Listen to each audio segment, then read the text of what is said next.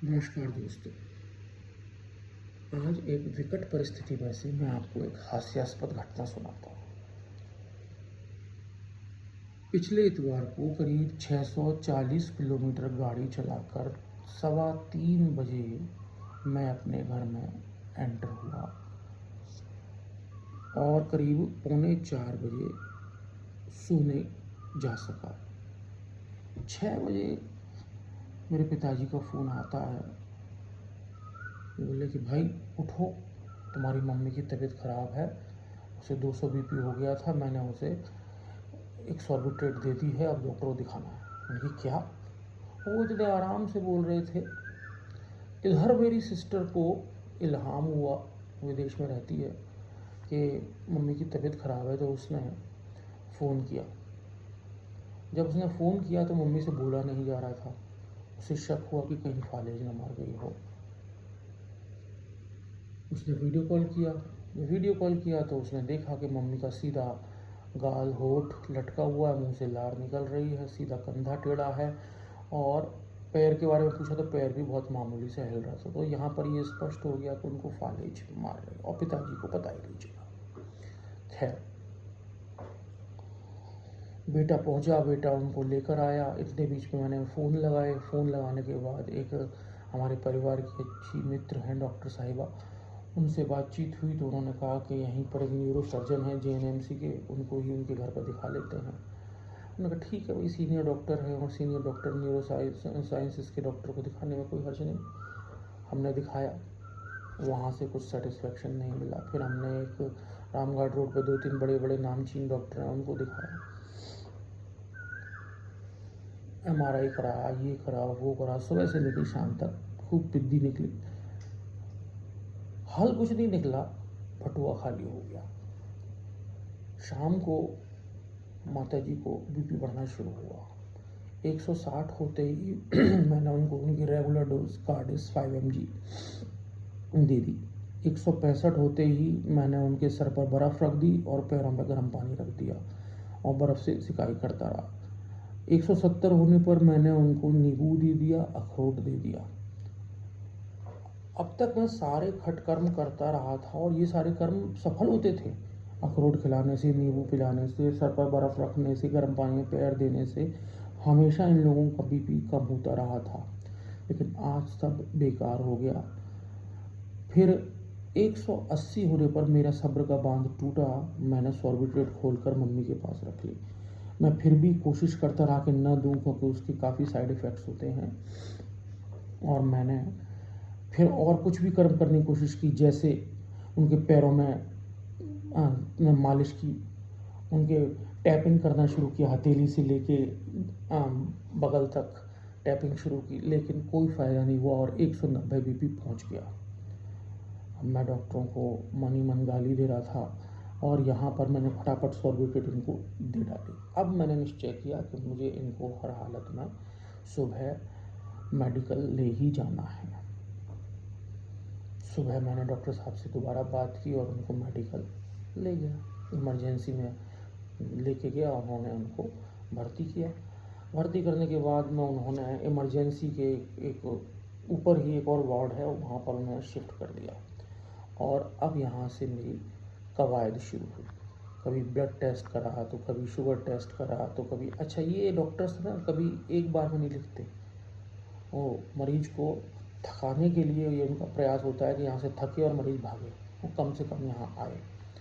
तो कभी शुगर, कभी टेस्ट, कुल मिलाकर करीब 16-17 बार इन्होंने मुझको भगाया।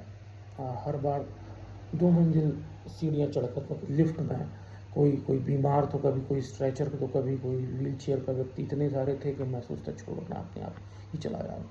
इस प्रकार शाम के करीब 6:30 बज गए। शाम को 6:30 बजे करीब मुझको डॉक्टरों ने पर्चा थमाया कि इमरजेंसी ऊपर वाले वार्ड से कि इनको CCW वार्ड में भर्ती किया जाएगा। तो माताजी को हम CCW वार्ड में भर्ती कराए ले गए। वहाँ पर उनको भर्ती कर लिया गया। वहाँ पर 10 बेड और 8 स्टूल थे। बैठने की कोई व्यवस्था नहीं। सुबह से खड़े हुए, कंधे दर्द कर रहे, रात भर के जगे हुए, कंधे दर्द कर रहे, पैर दर्द कर रहे, एड़ियाँ इतना दर्द कर रही जैसे लगा हो कि कहीं छत से किसी ने धक्का दे दिया हो हमको, हम गिर गए हों। लेकिन कोई व्यवस्था नहीं।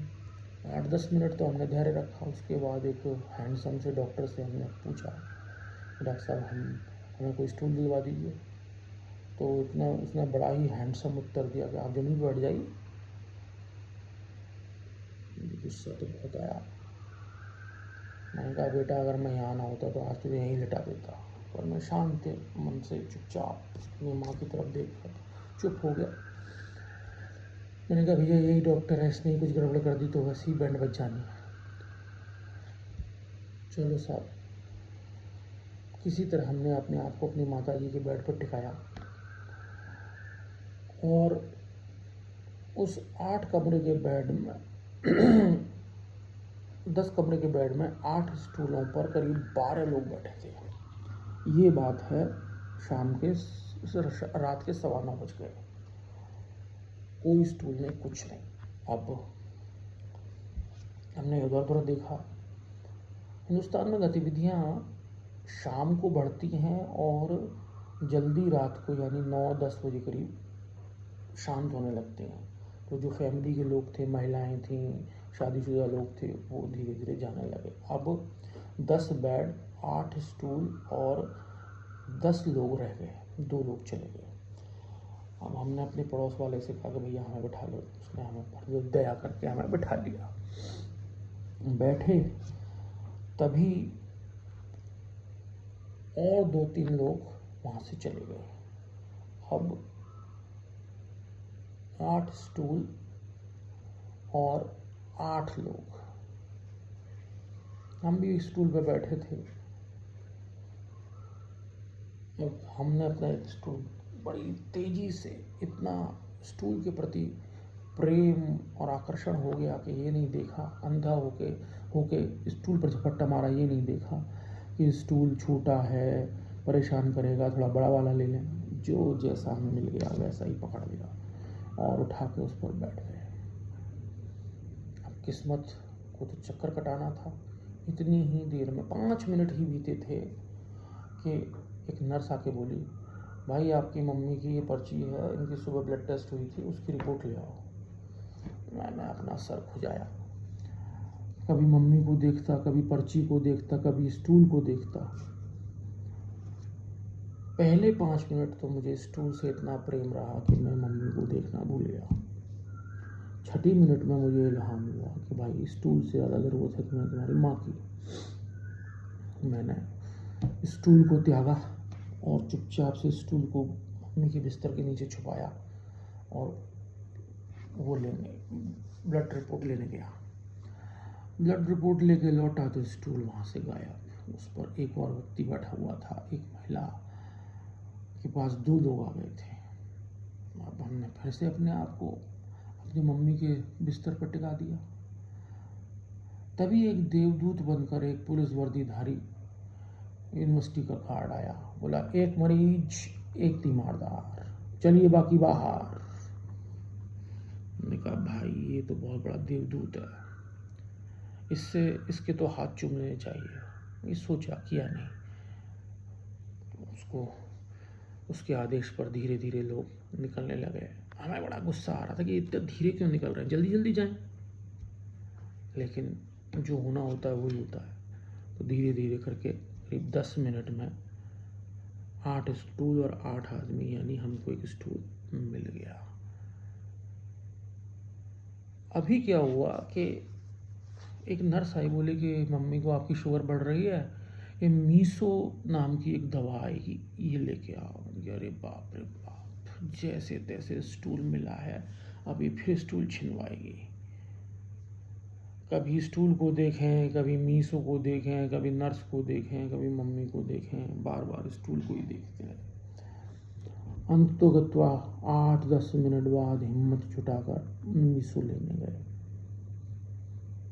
आकर देखा स्टूल तो वहीं पर रखा था, पर उस पर कोई बैठा था, मम्मी के पास। यार ये कौन आ गया इतनी रात गए। देखा कि एक नर्स थी जो कि मम्मी की कभी स्टूडेंट रही थी।